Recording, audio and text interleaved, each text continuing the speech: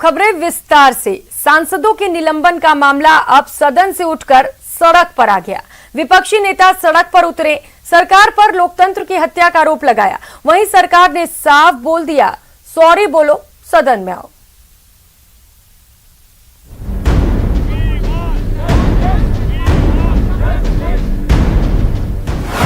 सरकार बनाम विपक्ष, पश्चाताप बनाम पाप, सॉरी बनाम संग्राम, सस्पेंशन पर संग्राम।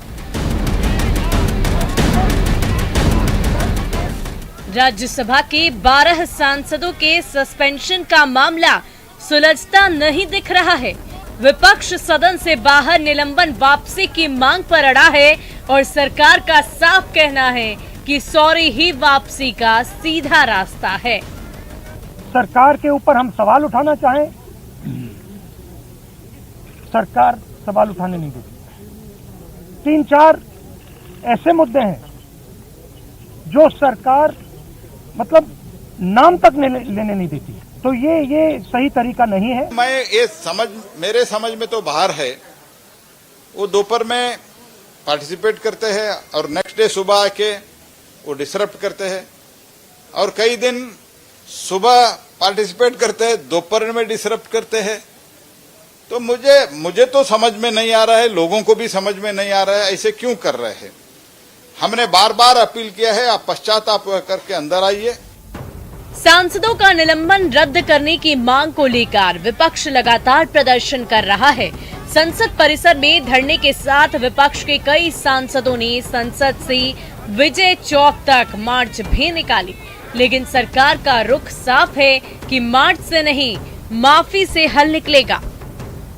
जहां भी ऑपोजिशन अपनी आवाज उठाने की कोशिश करती है तो धमकाकर, डराकर उनको सस्पेंड करके सरकार काम करती है।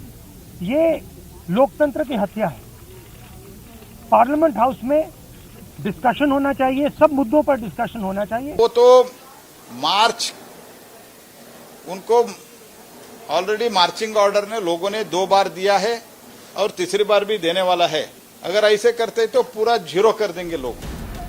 संसद में विपक्ष का हंगामा बरकरार है और आरोप है कि लोकतंत्र को चलाने का पीएम मोदी का तरीका ठीक नहीं है।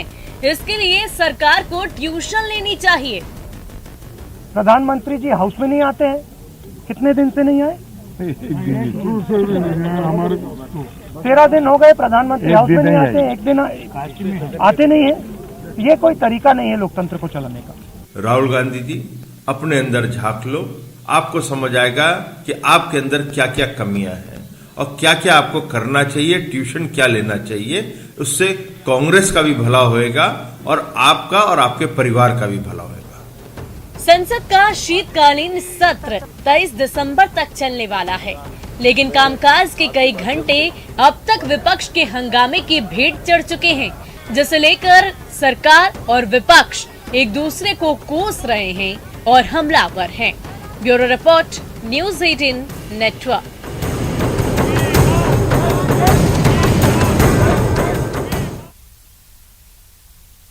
उधर संसद में शून्यकाल के दौरान चित्तौड़गढ़ से बीजेपी सांसद सीपी जोशी ने भगवान परशुराम पर डाक टिकट जारी करने का आग्रह किया। सीपी जोशी जी। धन्यवाद अध्यक्ष महोदय, आपने एक महत्वपूर्ण विषय पर मुझे बोलने का अवसर दिया। आपके माध्यम से संचार मंत्री जी से आग्रह है कि आने वाली अक्षय तृतीया के ऊपर भगवान परशुराम जी के ऊपर डाक टिकट जारी हो, ताकि देश के करोड़ों लोगों के आराध्य देव परशुराम जी के उनके मन में एक श्रद्धा का और भाव पैदा होगा और आपका सानिध्य मिलेगा तो निश्चित रूप से भगवान परशुराम जी के ऊपर एक डाक टिकट जारी हो। अगली खबर का रुख करेंगे। वाईएसआर कांग्रेस सांसद वाईएस अविनाश रेड्डी ने किसानों पर प्राकृतिक आपदाओं के प्रकोप और कृषि उपज के दामों में उतार चढ़ाव को लेकर सवाल किया, जिसका कृषक कल्याण राज्य मंत्री कैलाश चौधरी ने जवाब दिया। Shri YS Avinash Reddy. Sir, question number 222 sir. 222 उत्तर सभा पटल पर रख दिया गया। Sir, thank you sir. Sir, you are aware that throughout the nation, farmers are in deep distress, sir. One side, they are facing the risk of severe drought or severe floods.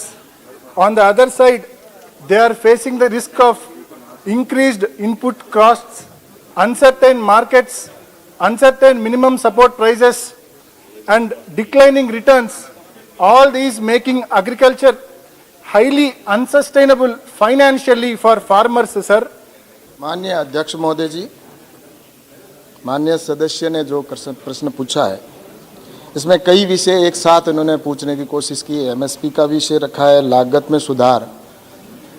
इसमें भारत सरकार के द्वारा कई step उठाए गए। माननीय प्रधानमंत्री नरेंद्र मोदी जी के नेतृत्व में सबसे बड़ा पहला काम कृषि के सुधार के और इनकम बढ़ाने की दृष्टि से और अन्य चीज़ों को लेकर जिस तरह से काम किया गया, पहला काम कृषि का बजट बढ़ाया गया। जहां कृषि का बजट पहले 21,000 करोड़ रुपए होता था, उस स्थान पर अब कृषि का बजट 1,23,000 करोड़ रुपए कर दिया गया है। वहीं लोकसभा में शून्यकाल के दौरान कई बार ऐसे अवसर आए जब स्पीकर ओम बिरला एक्शन में दिखे। लोकसभा अध्यक्ष ने गलत सवालों को लेकर सदस्यों को टोका और उनका नंबर काटने तक की बात कही।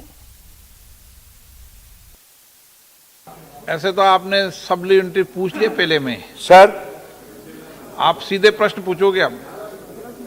मैं प्रश्न पूछ रहा हूँ सीधे सर। हाँ, शून्यकाल के अंदर सालों बाद मुझे माननीय सदस्य शून्यकाल में भूमिका नहीं बनाते। अच्छा सर, शून्यकाल तो मैं ये प्रश्नकाल में भूमिका नहीं बनाते, सीधा सवाल पूछते हैं। बस मैं अपने प्रश्न पर आ रहा हूं महोदय। अब मैं माननीय सदस्यों को कई बार आग्रह कर चुका हूं कि शॉर्ट में प्रश्न पूछे, शॉर्ट में उत्तर दे। आप नहीं मानोगे तो मैं बीच में काट कर भी नाम बोलूंगा। नहीं महोदय, मैं आपकी बात का अक्षरशः पालन कर रहा हूं। क्या मंत्रालय इंटर कनेक्टिविटी की सुविधा उपलब्ध कराके छोटे गांव को बड़े गांव से जोड़ने का काम करेगी? प्रधानमंत्री सड़क योजना का अगला है राम कृपाल यादव जी का। आप ये शहर और ग्रामीण के डिफरेंस को कम करने की योजना है जो प्रधानमंत्री नहीं, पर अगला क्वेश्चन है, कोई बात नहीं, पूछ लो, अगला क्वेश्चन उसका ही। वक्त तो चला एक छोटे से ब्रेक का, जल्द हाजिर होंगे।